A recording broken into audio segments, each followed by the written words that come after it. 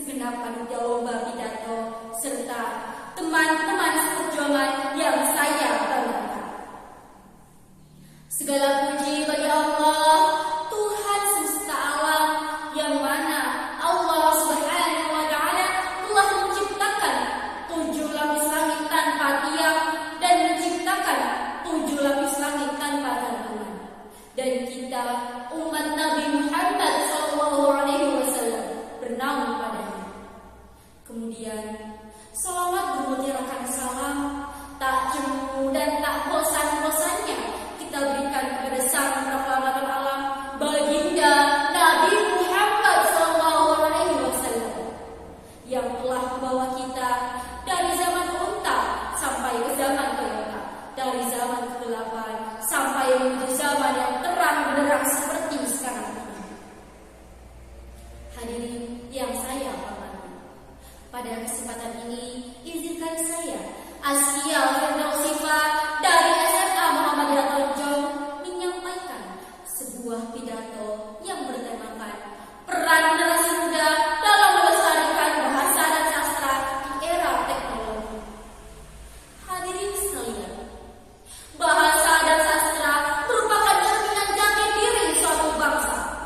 Melalui bahasa, kita tidak hanya berkomunikasi, tetapi mewariskan nilai-nilai budaya, identitas, serta kearifan lokal pada generasi mendatang. Selain itu, sastra. Sastra adalah sarana ekspresi jiwa dan refleksi kehidupan masyarakat yang memperkaya wawasan serta imajinasi kita. Namun, di era teknologi yang berkembang saat ini, tantangan besar muncul. Globalisasi dan digitalisasi telah membawa kemudahan, tetapi juga ancaman besar bagi kelestarian bahasa dan sastra. Masuknya budaya asing, penggunaan bahasa asing yang semakin dominan, hingga menurunnya minat generasi muda terhadap karya sastra lokal. Semua ini menjadi perhatian kita bersama. Jika tidak dapat dengan serius, hal ini dapat mengikis kekayaan budaya kita. Lalu, bagaimana peran generasi muda dalam melestarikan bahasa dan sastra? Pertama, mengoptimalkan teknologi untuk melestarikan bahasa dan sastra. Generasi muda yang akrab dengan teknologi dapat menggunakannya untuk mempromosikan bahasa dan sastra.